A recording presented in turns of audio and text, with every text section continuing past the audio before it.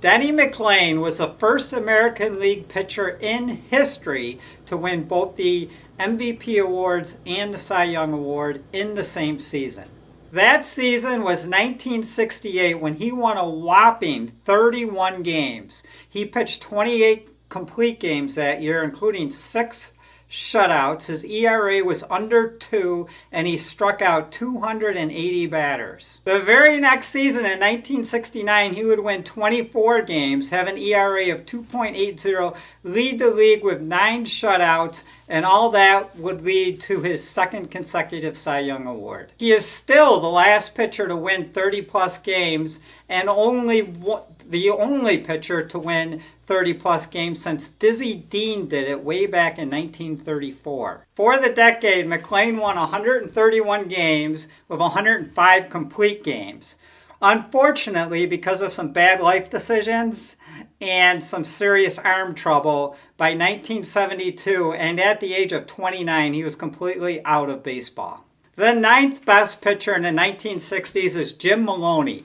Maloney played 9 seasons in the 1960s, all with the Cincinnati Reds, and during the course of the decade, he would win 134 games with a whopping 30 shutouts. He was one of the hardest throwing pitchers during the decade, and during the course of the decade, he would record over 1,600 strikeouts. 5 times during the decade, he would have an ERA under 3, and also 5 times he would win 15 games or more, including a career-high 23 in 1963. He threw 2 official 9-inning no-hit games during the decade, and during a 3rd game, he had a no-hitter going into the 11th inning before he gave up a home run and lost the game 1-0. Injuries would end up shortening Maloney's career, and he was no longer around when the Big Red Machine finally got things revved up in the early 70s. Jim Maloney is a member of the Cincinnati Reds Hall of Fame. The 8th best pitcher of the 1960s was Cleveland Indians ace Sam McDowell. Sam was a 4-time All-Star whom during 5 different seasons had an ERA of under 3. In 1965, he led the league with an ERA of 2.18, and he also led the league with 325 strikeouts. He ended up leading the league in strikeouts 4 different seasons, and at the time of his retirement, he was 3rd on the all-time list for strikeouts per 9 innings, trailing only Nolan Ryan and Sandy Koufax. Sam McDowell had some drinking problems, and it is said that the character Sam Malone from the TV sitcom Cheers, which happened to be my favorite TV show, was based on the baseball life of Sam McDowell. And I don't know if he was joking or not, but in response to all that, Sam McDowell said that he did better with women than Sam Malone did. Number 7 on the list is Dean Chance. Dean played with the Angels and the Twins, and in his rookie season of 1962, he had an ERA of 2.96, won 14 games, and finished 3rd in the Rookie of the Year voting. In 1964, he won the Cy Young Award behind a strength of 20 wins, a 1.64 ERA, and 11 shutouts. Now, just to give you an idea of how little run support Dean Chance got during his career, that season of 1964 when he won 20 games, 5 of those victories were 1-0. In 1967, while pitching with the Minnesota Twins, he threw a 5-inning, rain-shortened, perfect game against the New York Yankees, and he is now one of just 11 pitchers in Major League history to pitch at least 5 innings of an incomplete perfect game. Just 11 days after that effort, he would throw a no-hitter against the Cleveland Indians. Dean Chance is a member of the California Angels Hall of Fame. Number 6, Whitey Ford. Maybe you heard of him.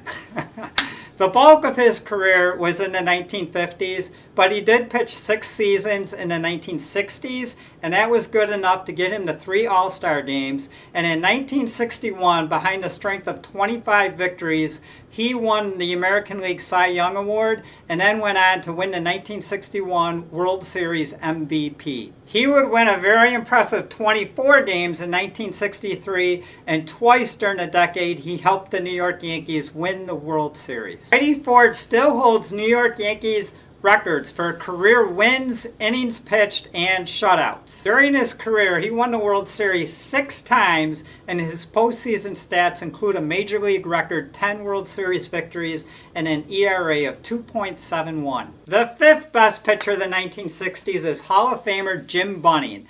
Jim played mostly with the Phillies and Tigers. He was a 5-time All-Star during the decade. In 1967, he finished 2nd in the Cy Young Award voting. Though he never won 20 games, he won 19 games 4 times, and there were an additional 2 seasons where he won 17 games. On June 21st, 1964, he threw just the 7th Major League perfect game in history.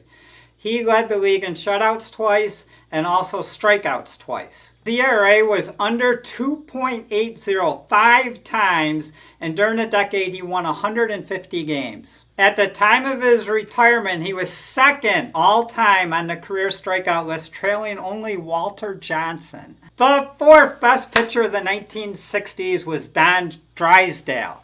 Don Drysdale was a 7-time All-Star, and despite that, for most of his career, he was the 2nd best pitcher on his team. He led the league in strikeouts twice. In 5 different seasons, he had 200 or more strikeouts. His best season was 1962 when he won 25 games, had 19 complete games, and he had an ERA of 2.83.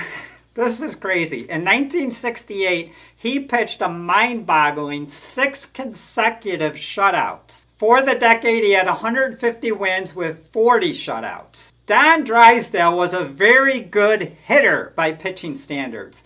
During his career, he had 29 home runs, and in 1965, he led all Dodgers batters with a 300 batting average. 3rd best pitcher of the 1960s, I gotta tell you, I had a real hard time trying to figure out which order to put these last 3 guys in, but I ended up filling the last spot with Juan Marichal. Juan Marichal was an 8-time All-Star during the decade with pinpoint control, and 7 times during the decade he had less than 2 walks per 9 innings pitched. Because he was in a league with Bob Gibson and Sandy Koufax, Juan Marichal never won the Cy Young Award. Not only that, he never received even a single Cy Young Award vote. Despite all of that, he led all pitchers in the 60s with 191 wins. He had 197 complete games, and his ERA for the decade was an incredibly low 2.47. One last story about Juan before we move on to number 2. His very first career major league start, he went into the 6th inning with a no-hitter and finished the game with a 1-hit complete game shutout that included 12 strikeouts. The 2nd best pitcher of the 1960s is St. Louis Cardinals Hall of Famer Bob Gibson. He was a 6-time All-Star, and maybe a little bit unknown were his fielding skills. He was a 5-time Gold Glove winner during the decade. As far as pitching goes, his best season was 1968 when he won the Cy Young Award with 22 wins. He led the league with 13 shutouts.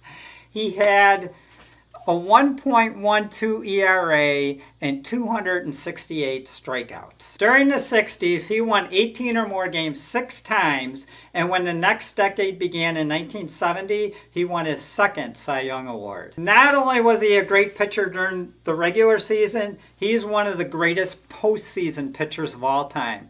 In 9 career World Series games, he has 8 complete games, a 7-2 record, an ERA of 1.79, and I don't want to forget to mention that he's a 2-time World Series MVP. And the honor of being the greatest pitcher in the 1960s goes to LA Dodgers legend Sandy Koufax. Koufax only pitched for 7 seasons in the 1960s, but his numbers are so through the roof that I really don't even know where to begin with him.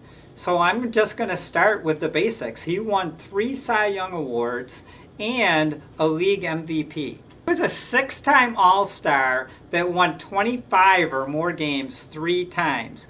He led the league in strikeouts 4 times, shutouts 3 times, ERA 5 times, and strikeouts per 9 innings 6 times. He was the first pitcher in the live ball era to have an ERA of under 2 3 different seasons, and he was the first pitcher ever to have 300 or more strikeouts during 3 different seasons. He won the Pitcher's Triple Crown 3 times. He threw 4 no-hitters, including a perfect game, and he's the first pitcher ever to average 9 strikeouts per 9 innings for a career. And if all that wasn't enough, he was also a 2-time World Series MVP, and in 57 World Series innings pitched, his ERA is 0.95. His ERA for the decade is a mind-numbing 2.36, and in just those 7 seasons, he won 137 games. He wrapped up his career in 1966 by winning his 3rd Cy Young Award in 4 seasons,